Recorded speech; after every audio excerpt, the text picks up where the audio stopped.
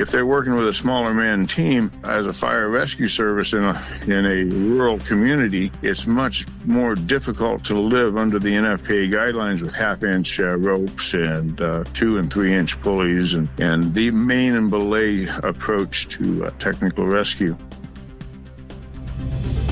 Enchanted Sky Media.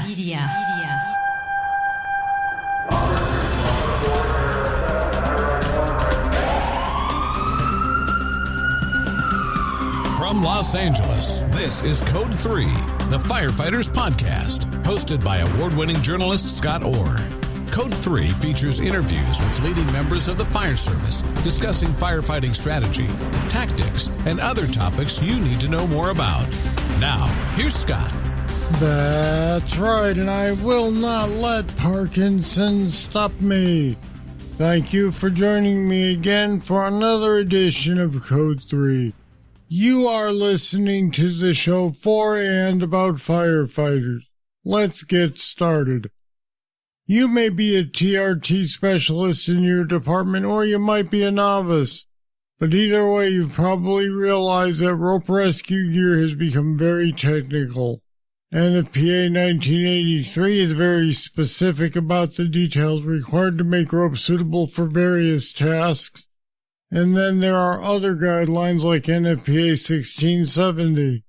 With the bewildering number of choices out there, how do you pick the right rope material, or the right friction device, or even the right carabiner? Here to explain some of this is Dale Stewart. Dale owns AHS Rescue, a company that supplies rope equipment and training to the emergency services community.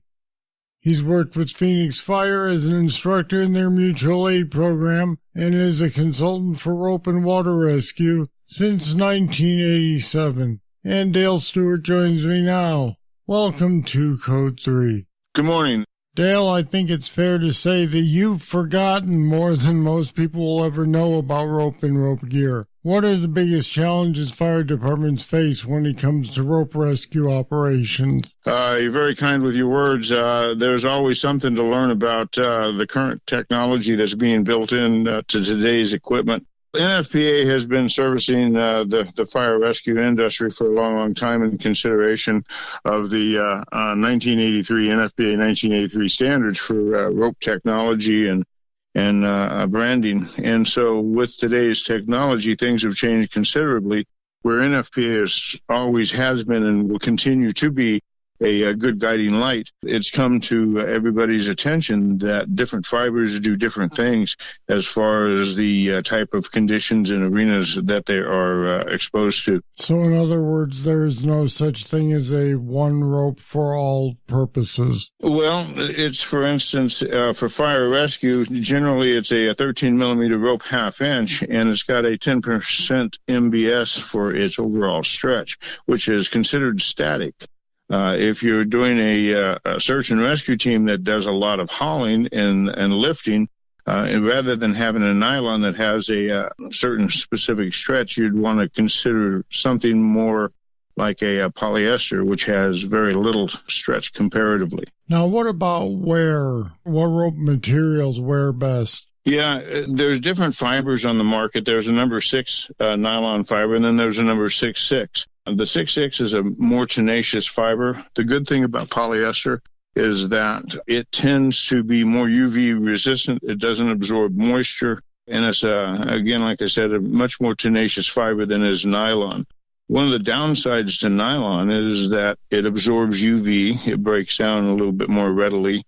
It does absorb moisture, and it loses its strength over a time, much more so than polyester, which is a little bit more tenacious than is the nylon. Now, with those things in mind, how often should we be replacing rope? Well, that's kind of an open-ended question in the sense that if you use your rope weekly, monthly, or quarterly, and what kind of use that you're having on it. If you're doing a lot of two-person rescue loads and you're exercising it every week, you may very well want to consider retiring that rope after a year and a half, depending on how it feels. All rope should be inspected prior to each use, and there's things specific that you look for. So then would you recommend that fire departments have separate rope for training exercises and then the same identical rope for rescue work? Certainly you can do that with larger agencies where they do a lot of technical training on a regular basis, such as Phoenix. It's almost year-round. Then certainly you want to have an equipment catch that's for training, and then leave your other front-line equipment intact where it is more pristine. I'll be back with more right after this. Don't miss your chance to get your hands on the hottest logo wear around. Code 3 podcast gear makes you look good and tells the world you're a fan. Now you can wear the Code 3 logo proudly. Just go to our website, code3podcast.com. Click the banner and you'll be able to order an assortment of cool apparel and accessories. And thanks for supporting the podcast that supports firefighters.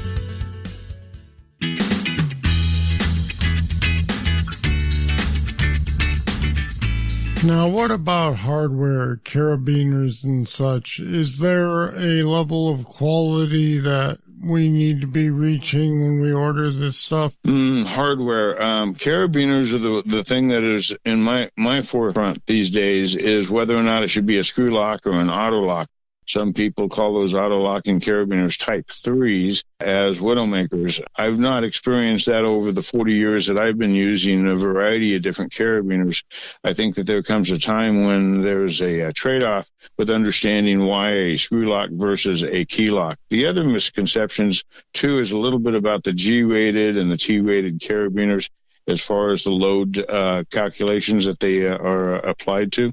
You referred to a Widowmaker, and I'm curious why you don't think it is, but other people do.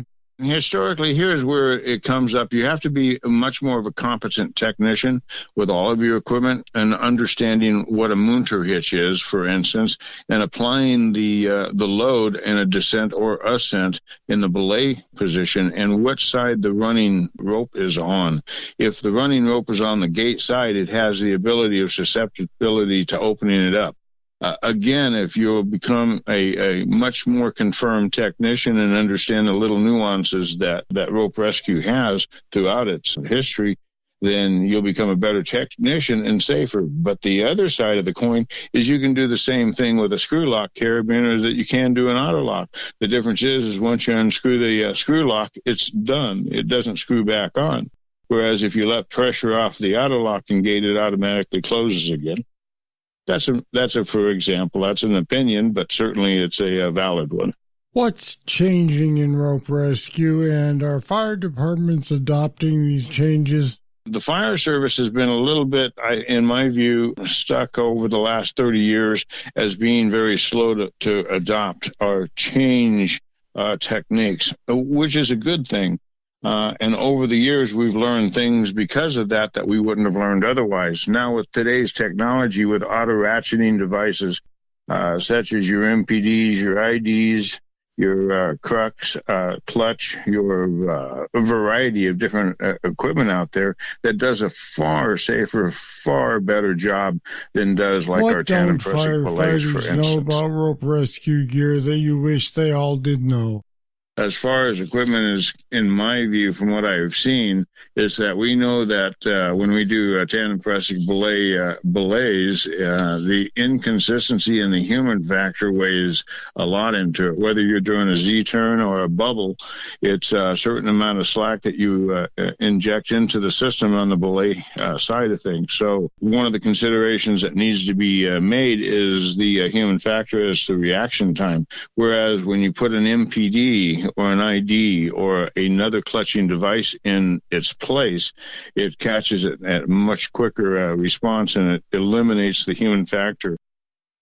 And now they've got a product called the ASAP lock that has a shock absorber put in on the belay side of things and takes all that slack and that human factor out of the equation.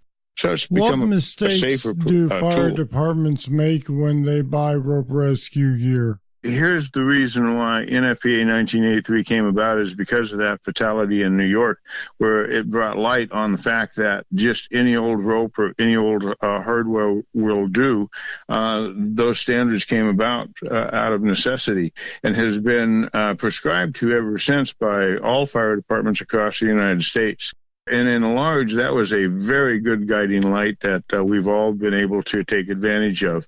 One of the upsides and downsides to the NFPA standards is that it doesn't allow you to get into more of a jurisdictional area such as AHJ, agency having jurisdiction, where if they're working with a smaller man team as a fire rescue service in a rural community, it's much more difficult to live under the NFPA guidelines with half-inch ropes and 2- and 3-inch pulleys and the main and belay approach to technical rescue. This is where they need to have much more autonomy at what they do as an agency outside of large municipals that has in-depth Dale resources. Stewart, thanks for joining me today on Code 3. Well, thanks, Scott, for letting me have a chance to talk a little bit about fire rescue, rope rescue, and some of the things that have taken place and are about to take place for the changes in our future. Well, that was a deep dive. What did you think of what Dale had to say? You can leave your comments on our website at code3podcast.com/ropes. There's links to more information there as well, so check it out. And please don't forget that you can get exclusive bonus content just by making a monthly pledge. For $10 a month, you can get access to the Code 3 Bull Session. It's extra material that we didn't use in a podcast. So if you get something out of Code 3, you can have the satisfaction of knowing you're keeping it going and getting some extra material. It's easy. Head over to code3podcast.com/support to make your pledge today. All right, that's it. That's all for this edition of Code 3. Thank you for listening. I'll be back next time with more, and I hope you'll be here too. I'm Scott Orr, and until then, stay safe. Code 3 is a production of Enchanted Sky Media. To contact us, get more information on today's topic, or to subscribe to the podcast, go to code3podcast.com.